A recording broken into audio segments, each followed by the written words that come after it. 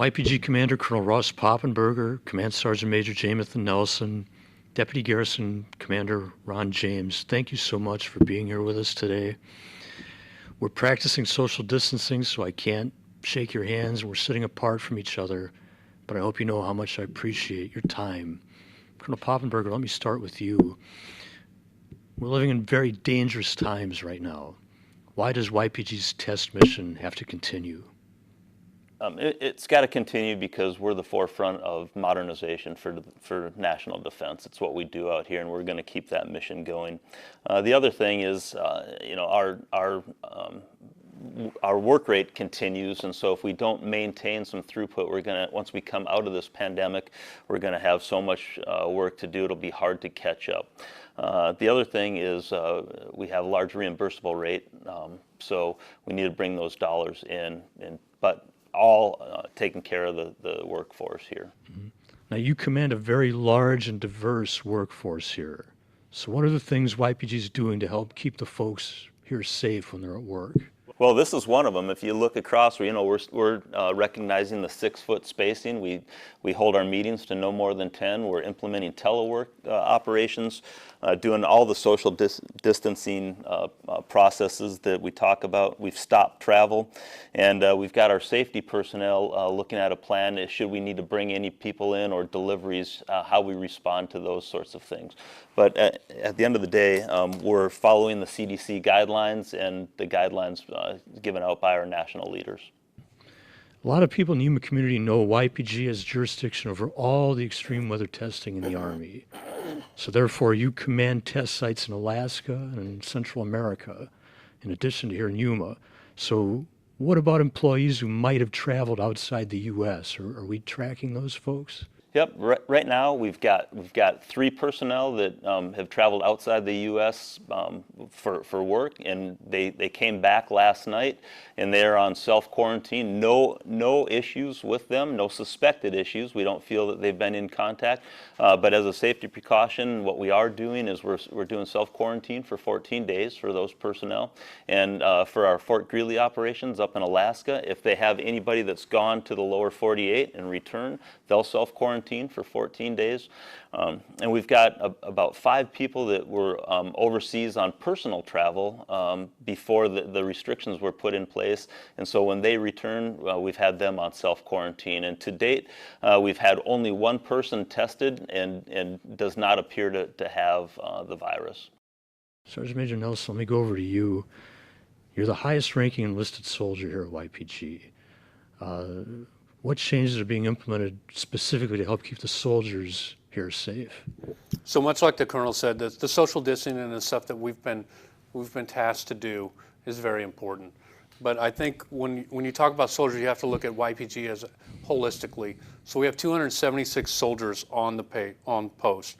We have 2,200 civilians, roughly. It's 2,200.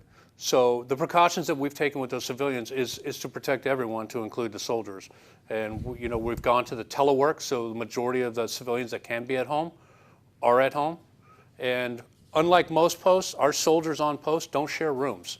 So because of the low numbers, they all have individual rooms. So they've social distanced for the entire time they've been here. So it works out well to our advantage, unlike some other posts that have 4-man or 2-man rooms. Yes. Now, have any of our soldiers here at YPG traveled to areas that have a high COVID-19 infection rate? Once again, we're lucky with us being a test facility and mostly schools. We do get soldiers to schools into here, and they're closely watched. Any soldiers reporting to YPG are do the 14-day quarantine, self-quarantine, but I'm not tracking any soldiers that have traveled outside the United States from YPG. None of the soldiers posted here deploy ever? It's no, yeah, being a non-deployable unit, that's really a worry we don't have. Yeah. Mr. James, Deputy Garrison Manager, we're implementing things like social distancing at YPG. What garrison functions and services are being impacted by that? Well, the senior commander has decided we would go to an HPCon Bravo. For those who are not familiar with that, that's a health protection condition. It's driven by DOD. And so what that has caused is us to put in some things in place, like closing the gyms. We've closed the library. We've gone to takeout only in our food services. We're doing appointment only for our ID cards and some other personal service type things.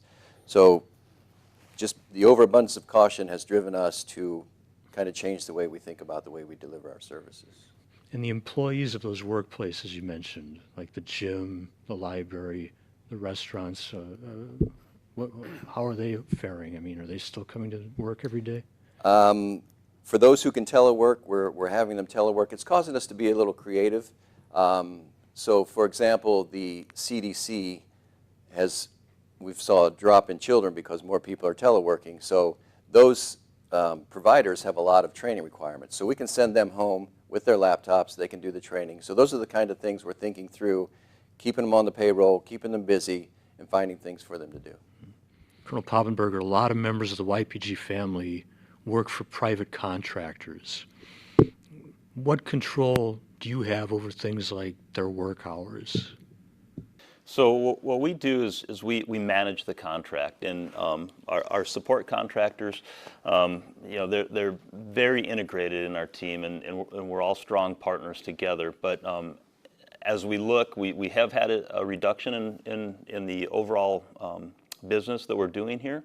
It's approximately 20% reduction, and so consequently the contractors are taking a look across the board and reducing the hours that their individuals are working, just to be commensurate with the work requirements on. And more broadly, how are you communicating with this workforce that's so diverse and spread out over such a large geographic area? Well, so this doing this right here is one method that we're looking at, is to send the message. The other thing is I've sent several emails out to the workforce across the board, and then through you and your team, through the PAO office. Something else that I want to highlight is we've got a website to go look to. It's www.atec.army.mil/YPG. So atec.army.mil/YPG, and that's got all the latest information that's out there on both state, local, and federal governments, and what resources are available as a result. Do you think in times like these it's important that folks turn to sources of information that are accurate and trustworthy? Yeah, absolutely. And so that's one of the things. Thanks for asking that question, Mark. We need to really limit the rumor mill stuff going around out there. There's all kinds of stories and things that start, but go to those websites, go talk to leaders, supervisors, and they'll give you the scoop. One of the things that we're doing daily here, I'm having all the senior leaders on YPG discuss with me what's going on both up and down the chain of command, and so those leaders then go out to their respective teams, have their various staff meetings, and put the information out. So it's all about truth in communication, so to speak. Colonel, do you think there's a possibility that YPG could be shut down for a time? Well, we're not looking at doing that right now. Again, we're open for business. We're at the tip of this, the leading edge, and so we're already doing some pretty drastic measures to slow the spread.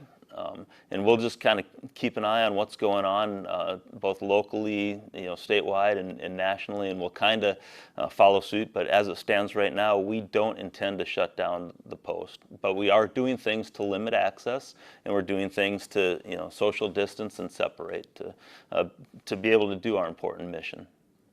Sergeant Major Nelson, physical fitness is important for soldiers, and we also try to encourage the civilian members of our workforce to be physically fit. We have a fitness program here. With things like the gym being closed down, is PT still going on for soldiers? And for civilians at home that are teleworking, can they still participate in the fitness program? Okay, it's still a two-part question, so I'll answer the soldier piece first. Of course, soldiers can still do PT. They just can't go and meet up at the gym every day like they usually do. So doing PT outside, absolutely. Keep the numbers small, maintain the social distance of 6 feet, and continue to do PT. For those that are teleworking, yes, as long as they log, their hours and they can continue. Nothing really changes. You're just not with other people. You just got to maintain the statistics of what you're doing at home. Mm-hmm. See, I think a lot of members of the YPG family admire you as a soldier who's seen some tough fights in his time. We talk about physical fitness, but what about emotional fitness in times like these, or even spiritual fitness in times like these? Do you have any insights into that? So I think it actually, a lot of that question goes back to what you asked Colonel a minute ago. Have the facts, all right? So if you're believing rumors and you get caught up on that, talk to people who know. Go to the website, look at the website. Talk to your family. Express your concerns to your leadership. And then also, there's the chaplain on post that's also available. So if you are experiencing some problems, talk to people that you need to talk to. Also, I'll say again, just get outside for 20 minutes a day. You'll be surprised what just taking a walk does for you. Mr. James, we talked about additional hygiene measures at the restaurants, at the CDC, other places. What specifically does that mean? Can you walk us through that a little bit? For example, the CDC, the gyms, the restaurants already have very high hygiene standards.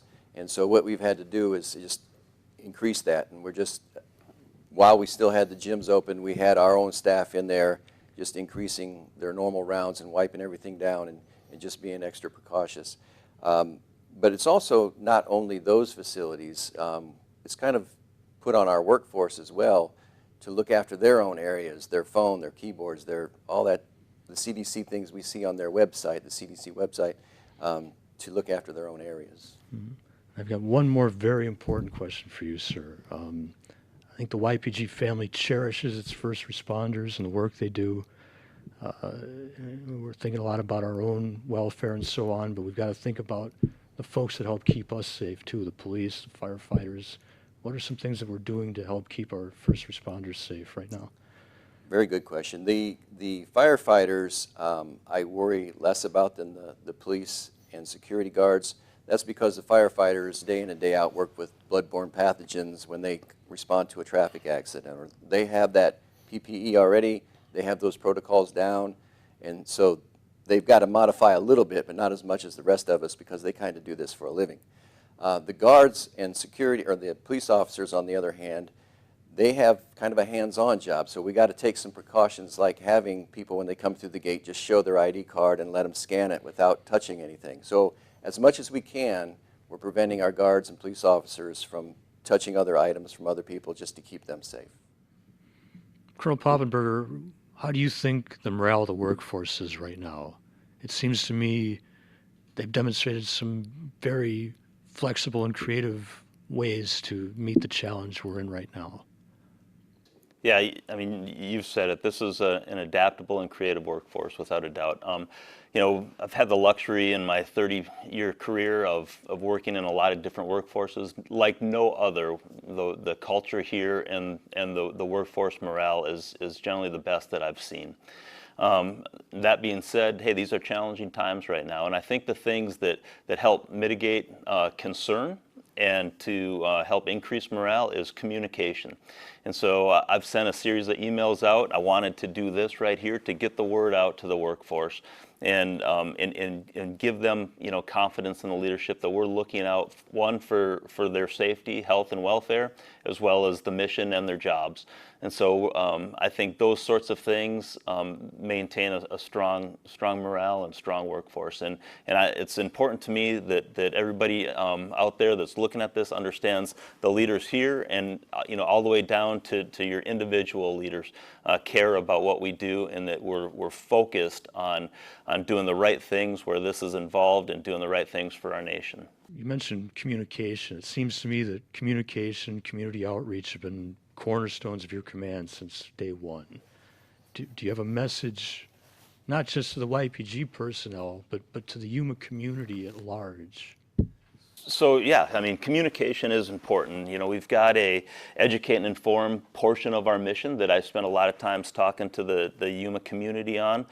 But what I do want to focus on the importance of is with lack of communication that goes on, the one thing that I do and that I send out in my emails is our mission statement.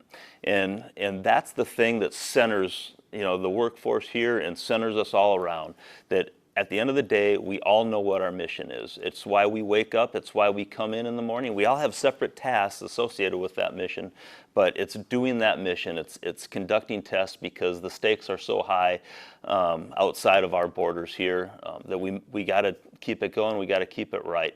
And so that being said, let's focus on our mission and doing what we do. And the leaders are going to take a look and make sure we do it safely and communicate accordingly. Colonel Poppenberger, Command Sergeant Major Nelson, Mr. James, thanks so much for being here with us today. I'm sure we'll be talking more like this as things unfold. Thank you.